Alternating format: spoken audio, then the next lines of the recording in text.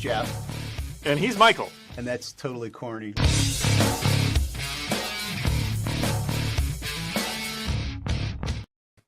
And here I am, the bearded man, sitting in for whoever that was, that Mike guy. Yeah, it's a little bit different there. Nice looking beard, though, man. Thank you.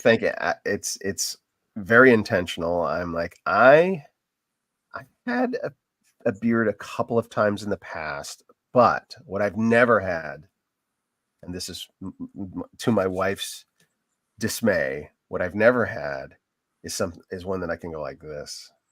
Yeah, that I can do like two-handed. So this is gonna get much longer. Well, you're working towards that. All right. I am. This is the start, and it's a good, healthy start. I've gotten some compliments on the beard, and daily cringes from my wife when she looks at me. Oh, I forgot you had a beard. I forgot. Oh, nice. Got to do it. You're a man, right? You're a man. You gotta, if you can, try it, right? So before I pass, I want to have the experience of actually being able to grab your beard full of beard. So nice. We'll see. All right. It's kind of scratchy, especially in summertime. It's, anyway. I could imagine. That's been my experience. Anytime I've done that a little bit, is that it does get very scratchy. So. Mm-hmm. And smelly if you don't keep it clean. It's like, make sure. All right, enough about facial hair and grooming. Good to see you, my friend. I'm going to switch sides here. Ooh, wow. Oh, nice. All right. I love it when you pick the topics because I know I'm about to be educated. So, how have you been? And before we get into our topic, how have you been? What's going on in your world? I've been doing well. It's just an exciting time, end of the year. So we had one kid graduate and getting ready to go off to college. I had one of my kids get married. So it's just been exciting times. So, well, I had one graduate as well. Nice. No marriages yet.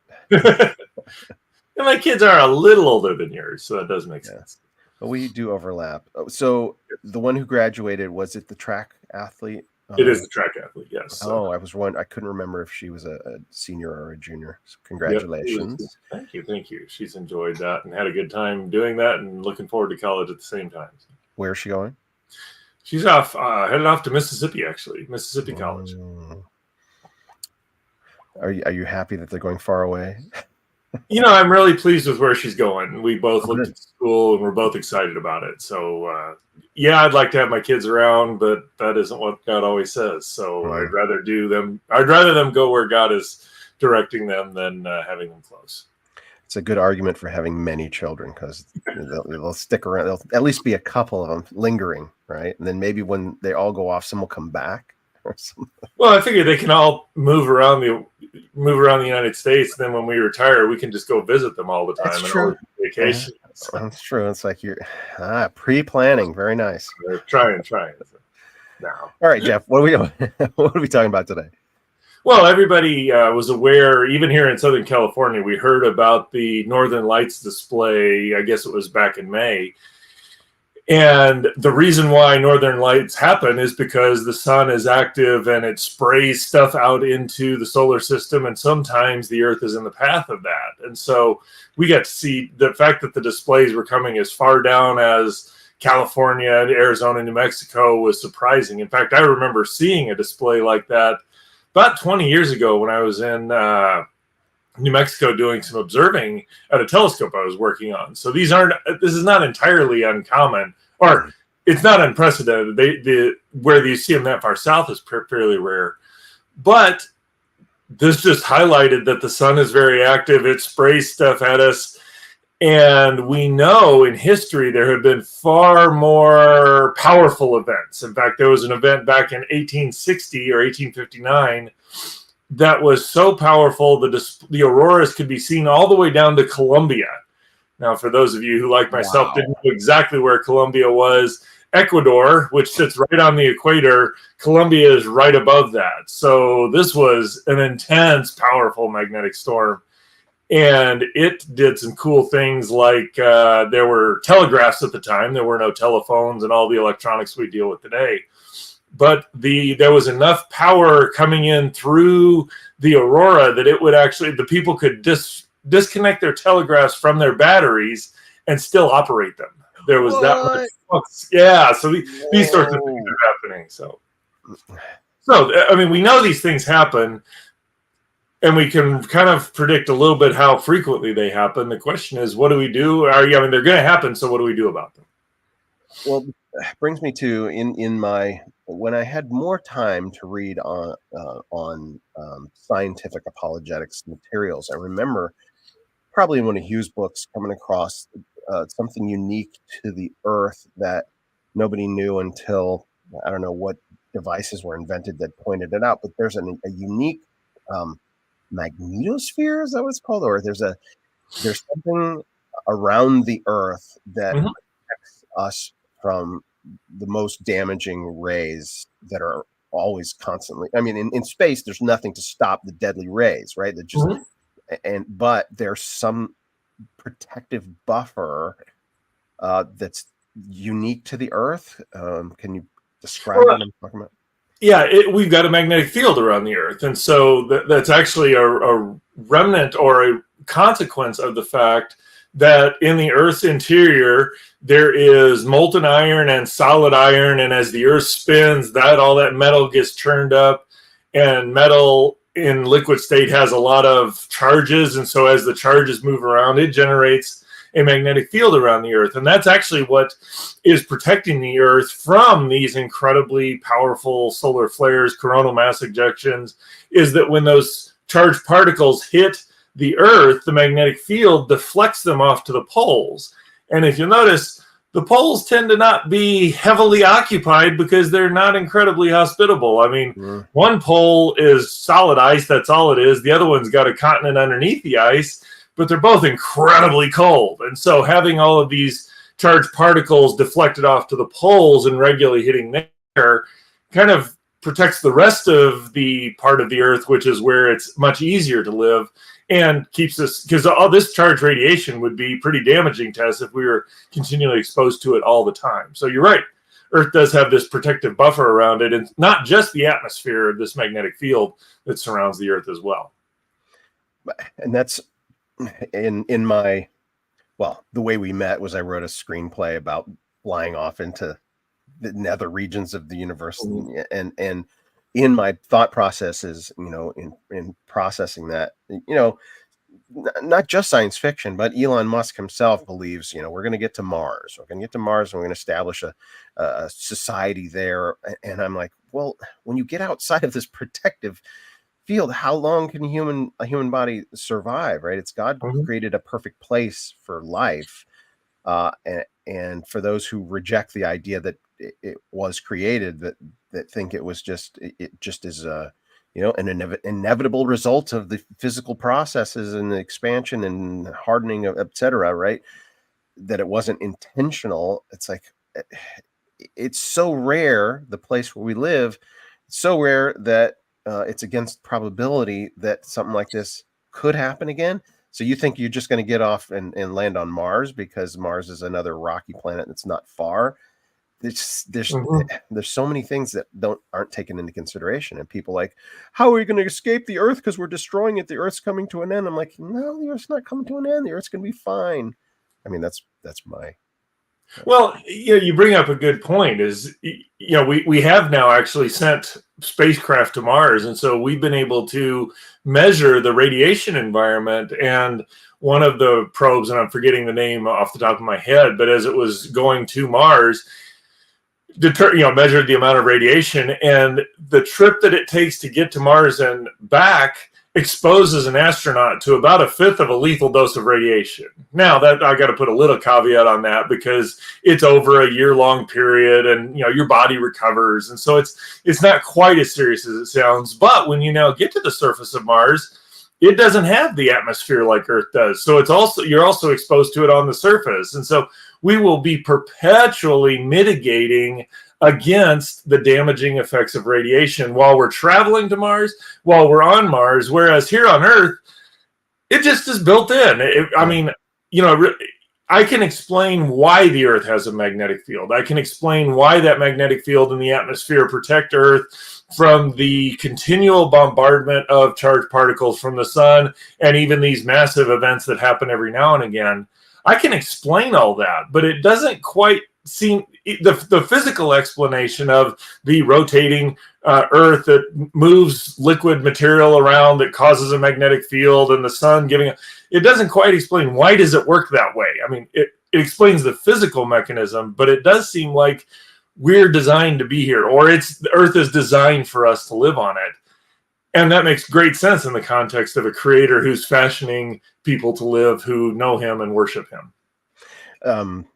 Maybe a way to put it is you can describe it all in more detail, but explaining it, right? It's like the why of it, the explanation. We don't, we can see that it's beneficial and that's a good thing, and then we can inject our why, right? It's like the bird's beak is perfect, and this is the reason the bird's beak is this way is so that it can do this or that. I'm like, no, it just God. If you're a theist, right? Yes, that's the reason God designed the beak. But if you're a naturalist, it's like, no, there's no intender, right? There's no volitional agent saying this is why, if it's just random processes. So it's for the believer, it's quite literally the opposite of a leap of faith. It's for a believer, the more you know, it's food for the faith, right? Your faith increases, and so I am very jealous of your grasp of God's creation. It's like your faith has got to be so much stronger than mine. I'm just kidding. I don't know about that, but I love the point you made there, and I think it's worth maybe spending a little bit of time to articulate is that there is kind of this idea, the popular portrayal, which is a little bit of an exaggeration, not entirely, is that Christians, they get out there and say, well, God did it, so we don't need to explain it. And the naturalist is out there saying, we've got this physical mechanism, so it needs no more explanation. And the reality of it is, neither of those is correct. The physical explanation is important for understanding how things are going on, but just because I've got a physical explanation doesn't give a complete explanation. And that's I know some Christians have said, well, God did it, that settles it, I believe it. And a little bit of it. I'm not even going to go into that. But both of those come into play. It's like, because I understand the physical mechanism, I can actually appreciate how well designed the Earth is. That points to it, that plays into a bigger picture where there's a God who's superintending everything that's going on, who has fashioned things just for us to be here. And so it gives a more complete explanation than just, okay, I've got the physical mechanism. And even as a theist, it's like, okay, you get the physical mechanism. Now you've just explained to me the mechanism God has used to do what he's doing. But if you just stop at the physical mechanism, you haven't got the why it's there and what's going on. And it's just a smaller picture. And I think the bigger picture, where we've got this, not only the physical explanation, but that physical explanation fits in the context of a grand narrative where there's purpose and meaning. And that's it's a better explanation in my assessment. Yeah, a more detailed explanation. Let's put it that way, right? The closer, the more the human capacity to inquire and reason is applied, the closer we get to the minutia and the details of what God has done, right? He's done some things that we could never have predicted, and then when we discover them and how, oh, he knew this all along, and it's so brilliant and genius, right? It's that what is that epiphany moment is like a worship. It's a revelation of God. Those epiphanies is like, oh, I am being given an insight by the Lord as to what he has done. And it purely for his glory, right? When he shows it to me, all I'm doing is glorifying him. And that's why he did it, right? For us to thrive and to glorify God. No, that's a great point. And it just occurred to me that we wouldn't know God unless he reveals himself to us. I think one of the great gifts that God has given us is Scripture, because it reveals a whole lot about him. But even in Scripture, it says, hey, go out and take care of creation. That God has revealed himself in creation as well. And so as a Christian, I get to study not only creation, but although the other ways that God has revealed to. He's not just revealed himself in the physical mechanism, although I truly believe he does, because as I understand more about creation, it's like, oh, that's cool, that's awesome, that's powerful, that's intricate, that's playful. You learn all these things about God just through creation, but then also in Scripture, there's these other things you learn that God, it's almost like God has designed it so that we study all of his revelation to understand more who he is, and that we get a bigger picture of who he is, and we get to, so many more, oh, that's what God's doing there. That's who God is. That's who I get to know. And kind of one of the ways I look at the future, right, what God has in store, because, we're immortals, right? You and I, all believers are immortals, and death is a temporary condition that we most likely will endure. Paul says not everybody will. We don't know when that is, but most likely we'll all endure a temporary disembodied state. And so I envision that re-embodied state that we'll be back doing more of this. And so I look at you as somebody who has a head start, right? That the knowledge base that you have, and purely the way God created you, your interests and your proclivities, and so you got a head start on the rest of us. But I think we're all I believe every human at some point will arrive where you are now in your understanding of the universe, that we have these capacities that continue, and God wants us to grow in knowledge, and we will, right? And also I believe we'll all have the Bible memorized at some point, right? And that we'll all understand the Bible 1,000 times more than we do now, right? I believe that's part of what God has in store for us, this continual growing and learning of him and what he has done and what he is doing. All right, have we answered the question, should we worry about another Carrington solar storm event? Have we answered we've talked about what they are, and then we went off on a different tangent.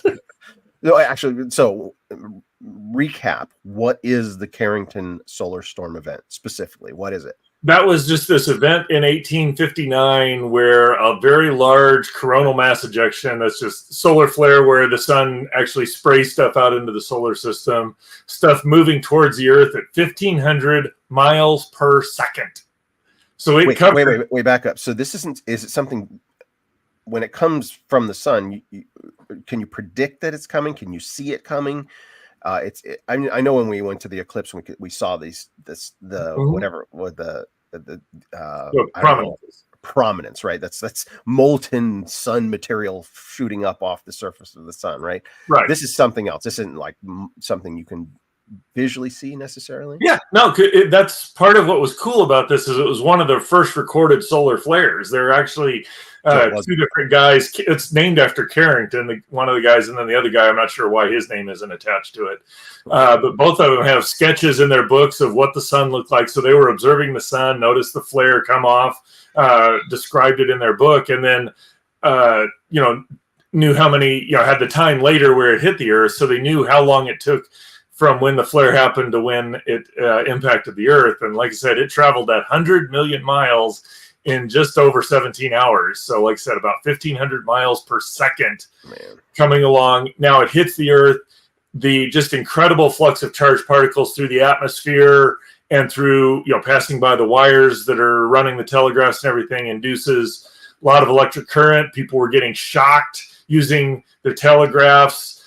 These sorts of things that are going on. So if something like that were to hit today, it's region-wide. It could cause the entire northeast region of the United States to lose power. It's over multiple states, over large fractions of the country. It could hit, depending on where it hits. These are the sorts of things that could happen with it. So the question is, what do we do about that?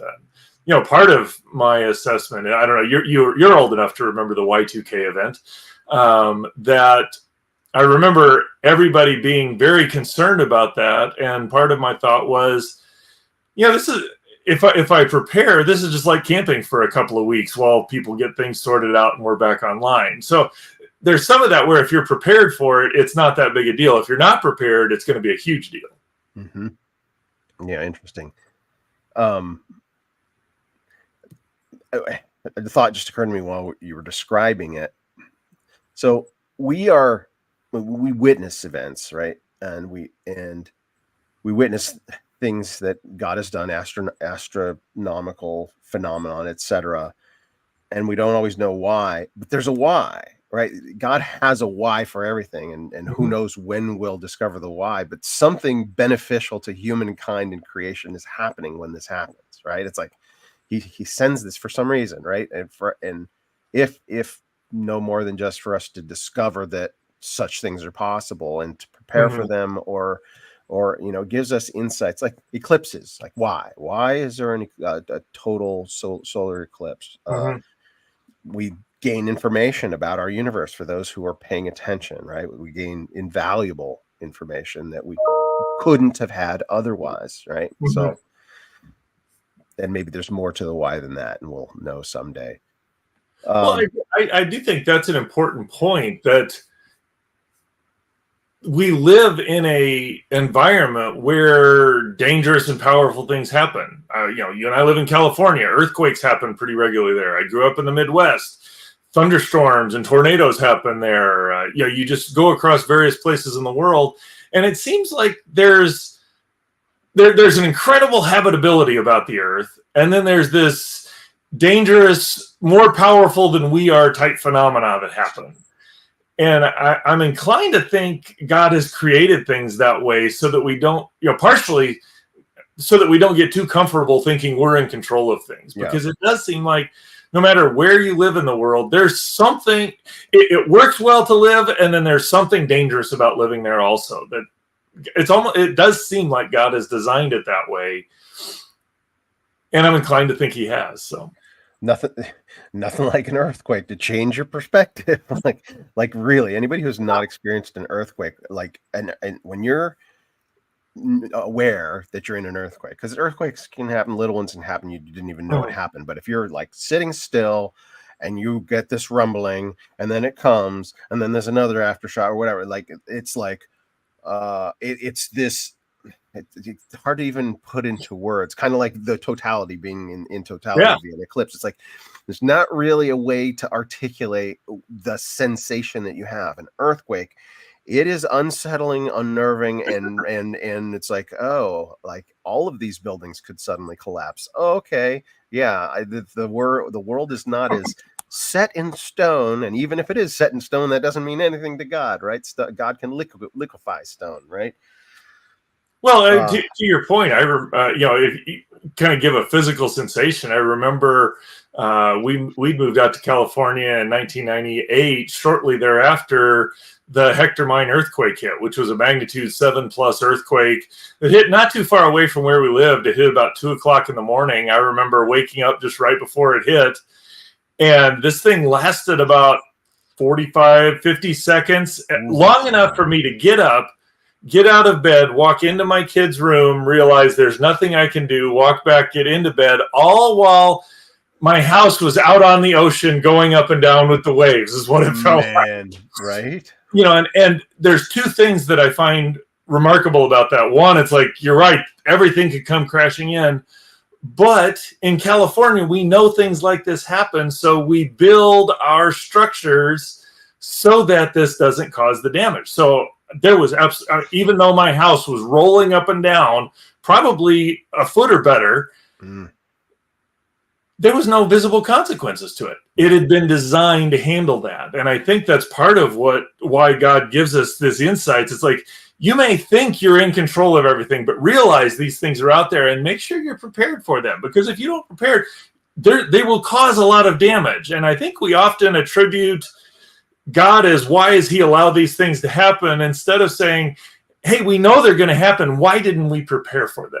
That it's actually our problem that the damage happens, not God's issue, if you will. Good point, right? Taking your reality for granted, and the hubris of humanity, right? It's like there is no God. We are the ultimate arbiters of truth and fate, and except there's all this other stuff going on that we have zero control over. Yeah, there is something greater than us at the very least, right? And not only that we don't have control, I don't envision a time where we ever will have control. We'll never be able to stop earthquakes, because it's the plates moving along the earth. In fact, you don't want to stop it, because the moment you stop, well, the geological moment where you stop plate tectonics, Earth becomes uninhabitable. So that's built into the mechanism that makes Earth such a pleasant place to live, is these dangerous, powerful events, if you will. So we don't want to stop them, even if we could. And I don't even envision a future where we ever could stop them. All right. Well,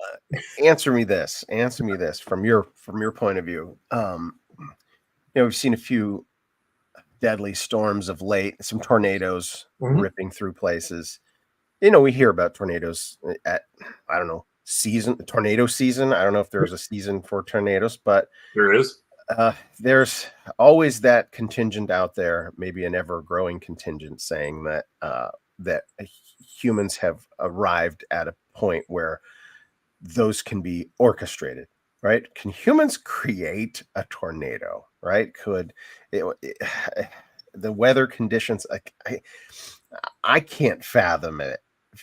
Like you're saying, can earthquakes be triggered? Can humans, drill down and put an explosive charge somewhere strategically to trigger an earthquake? I'm like, I can't imagine that we have that capacity, right? That we can control these kinds of things.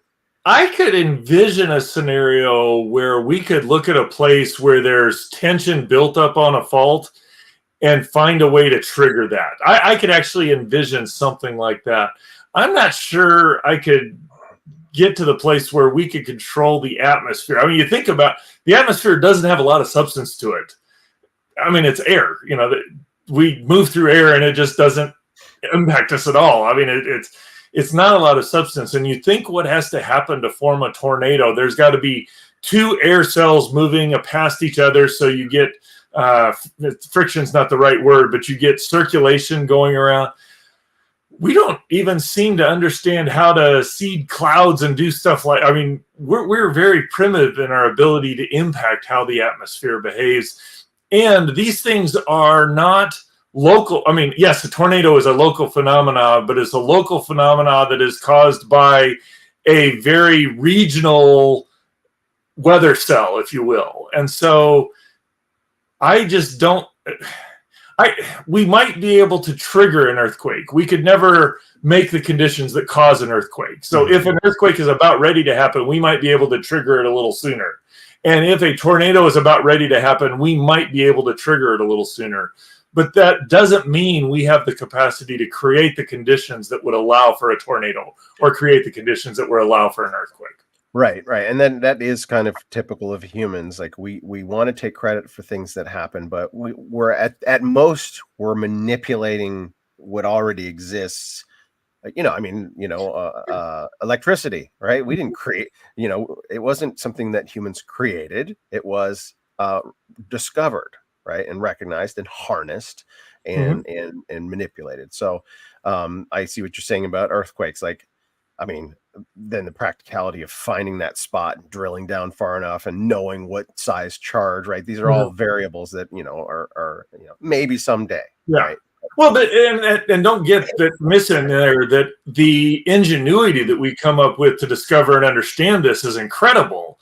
We just, what I don't want to do is extrapolate, because we have an understanding, therefore we're in control. Right. I can understand things that are so far beyond my control. It's cool that I understand them, but I need to not have the hubris that I'm somehow in control just because I can write down a few equations about how they work. It's really good for my line of work, right? For creativity, imagining. But here's the thing, and this is one of my problems with the whole climate fear mongering, right? The end of the world fear mongering is that humans are changing the temperature of the globe, and that's a bad thing. Well, I don't think it's a bad thing actually. If the globe gets warmer, but if we're able to by our activity increase the Earth's temperature, well, then we're able to control the Earth's temperature, right? Can we reverse it, right? Are we at a place, right? And that's a good thing if we're able to do it. But the thing is it good or bad, right? So anyway, let's not get into that. We got 18 seconds left. That's a whole different discussion. That's a whole 5 other episodes. Well, good to see you, my friend. Once again, it's gone way too fast. It does. Good to see you. It's like I said, I can't believe it's been another month. So yeah. Well, love you, brother. We'll see you next time. All right. Have a good day. Bye, everybody.